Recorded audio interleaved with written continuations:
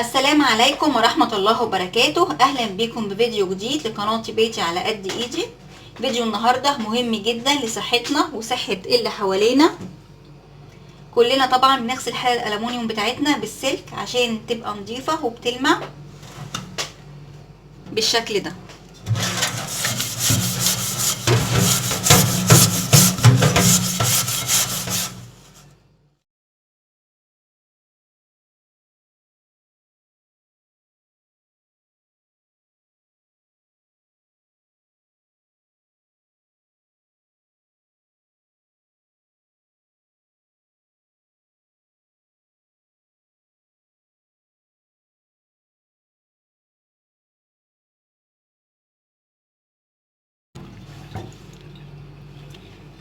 هي كده نضيفة وبتلمع ومفيش احسن من كده، وبنطبخ فيها واحنا مش عارفين اننا كده بنضر نفسنا واللي حوالينا باكبر ضرر.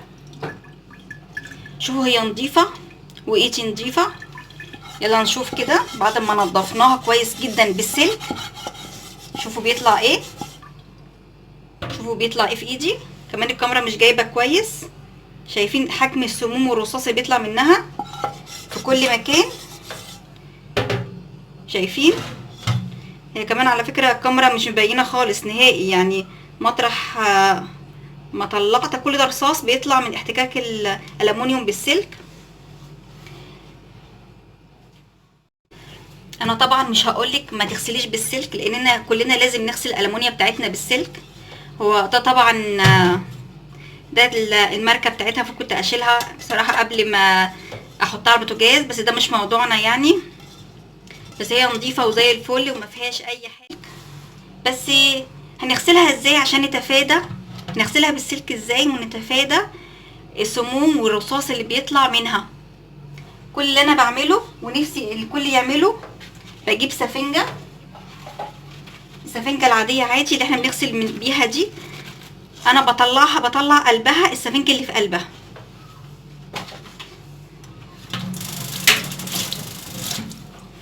بحطها في الصابون اهو. اشيل بس اللي في ايدي الاول عشان لما اغسل الحله ان شاء الله اوريها لكم مبقاش فيها اي حاجه. كميه رصاص رهيبه بصراحه.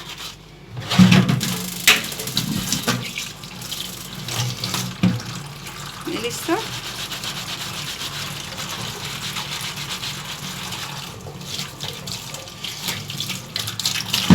يلا بقى نغسل الحله بتاعتنا من الرصاص اهو. كل اللي بعمله سفنجه بشيل الرصاص لمطرح الاحتكاك اللي بين الحله والسلك بسفنجه زي دي، بس في كل مكان كل مكان، ما سيبش حته.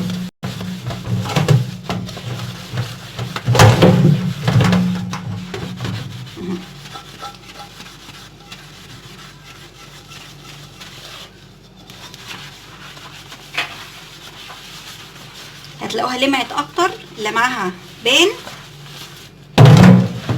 وكمان نتفت. هتعملي اكل ليكي ولولادك، حاجه نظيفه ما فيهاش اذى.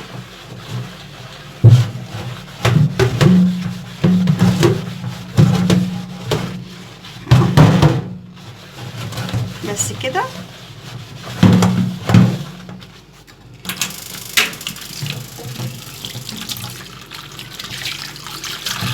اشطفها كويس.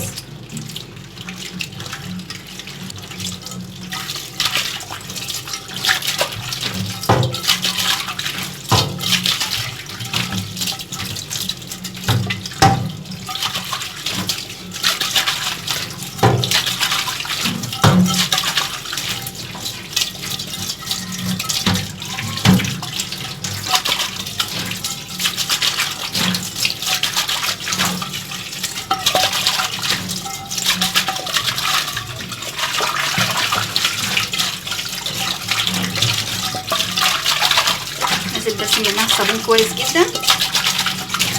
كل حاجه بنغسلها لازم ننزل منها الصابون كويس جدا.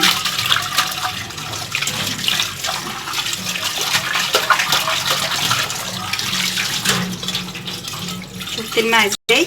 اللمعه زادت، اللمعه زادت. يلا نشوف. ايدي اهي ما فيهاش حاجه، مفيش اي رصاص، مفيش، ايدي زي الفل، مفيش اي حاجه بتطلع. لازم اي حاجه غسلتها، اي ألمونيوم غسلته بالسلك، لازم معايا سفنجه زي دي. اشيل مطرح الاحتكاك اللي طلع قبل ما احط فيها اي حاجه، قبل ما اطبخ فيها، قبل ما احط فيها ميه، قبل ما اسلق فيها حاجه، قبل ما اي حاجه، اي استعمال للألمونيوم ادام حطيت فيه سلك لازم انضفها بسفنجه زي دي. يا ريت اللي يوصلوا الفيديو يشيروا لاكبر عدد ممكن، لان دي يا جماعه دي صحه بني ادم، مش هزار. شفت كميه الرصاص اللي طلعت قد ايه من الاحتكاك السلك والألمونيوم. اكيد في ناس كتير قوي ما كانتش تعرف الحكايه دي، وفي ناس كتير ما تعرفهاش. انت لو عارفاها، في ناس كتير ما تعرفهاش. اللي هيشير الفيديو ده يا جماعه بجد مهم، لان دي صحه بني ادم مش هزار. انت شفتي كميه الرصاص اللي طلعت قد ايه في ايديا بعد الألمونيوم ما غسلتها بالسلك. انت جربيها بنفسك، انت جربيها في بيتك بعد ما تغسلي الألمونيوم بالسلك. جربي كده، احكي صوابعك شوف هيطلع كميه الرصاص قد ايه. ما تستهونيش، دي صحه بني ادم. قولي لها تعملي، انا ما حطيتش اي حاجه غير صابون عادي، بستعمل اي نوع صابون، اي صابون انت بتستعمليه ادام ادام الألمونيوم في احتكاك حصل بينه وبين السلك، لازم تستخدمي السفنجه. السفنجه دي مهمه جدا جدا